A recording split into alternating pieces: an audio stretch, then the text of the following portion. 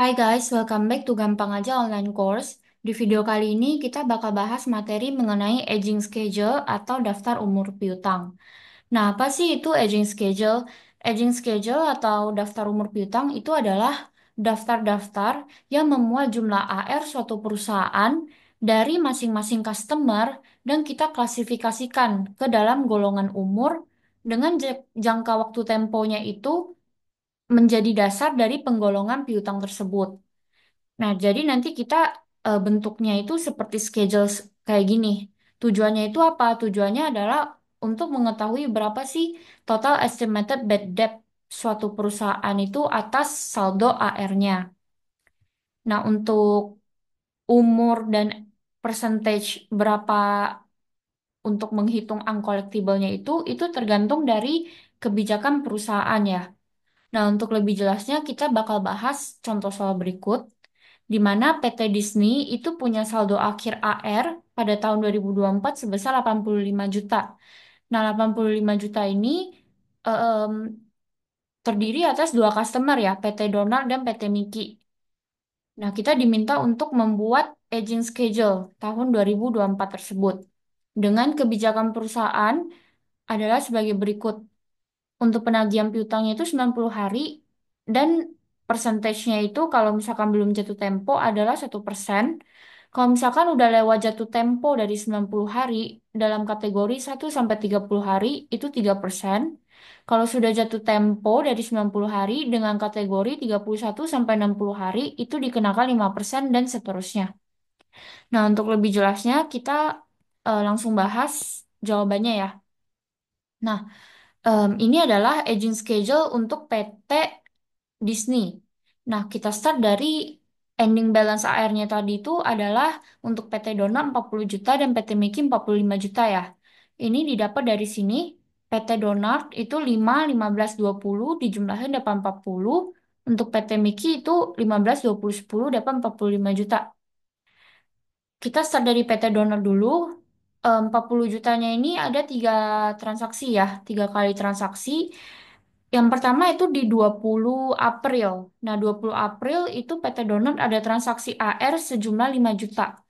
Nah, cara hitungnya itu gimana? Kita harus tahu 5 juta ini tuh harus masuk ke kategori umur yang mana sih di dalam tabel ini.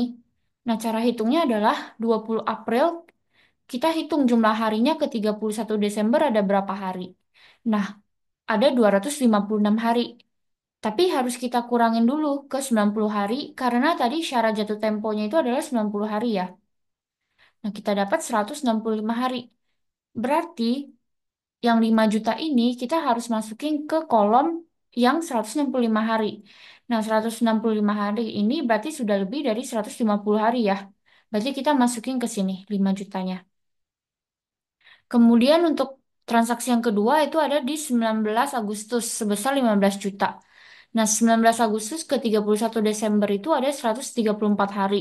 Kita kurangin 90 hari, kita dapat 44 hari. Berarti yang 15 juta ini kita masukin di sini ya, 15 juta. Oke, transaksi yang ketiga itu di 30 Oktober sebesar 20 juta. Nah, 30 Oktober ke 31 Desember itu ada 61 hari. Nah, which is ini belum lewat dari 90 hari ya. Makanya kita masukin 20 jutanya ke not yet due.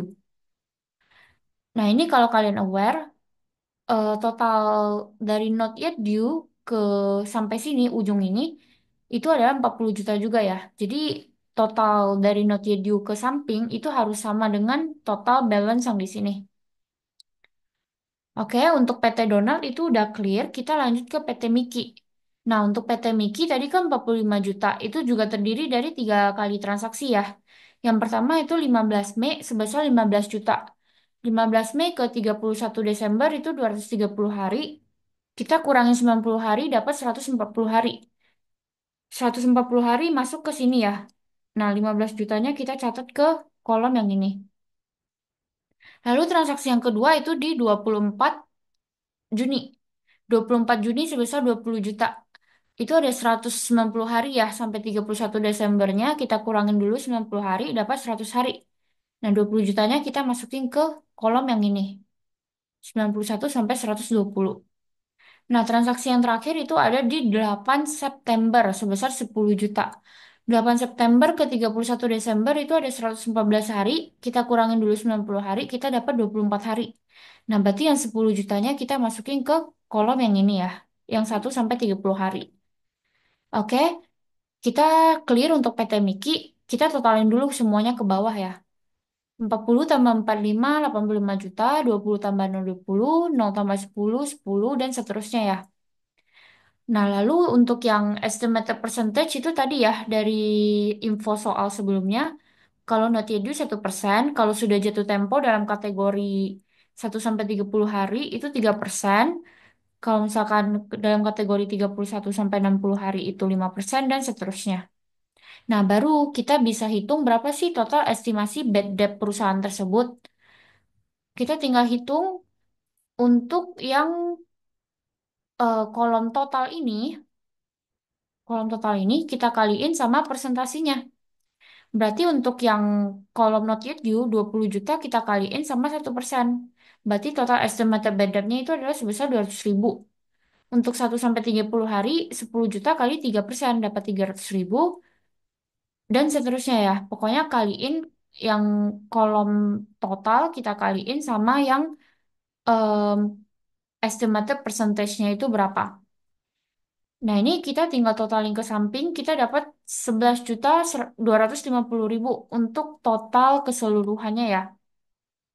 Jadi, total estimasi bad debt perusahaan PT Disney itu adalah sebesar 11.250.000.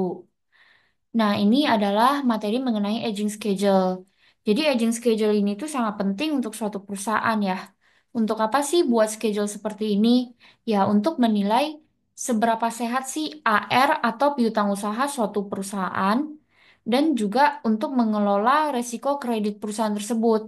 Jadi, ketika kita udah tahu nih, oh ternyata em, role-nya itu cukup besar ya untuk customer membayar AR perusahaan tersebut. Nah, dari perusahaan mungkin bisa melakukan berbagai macam strategi untuk mengurangi resiko kredit yang akan mereka alami.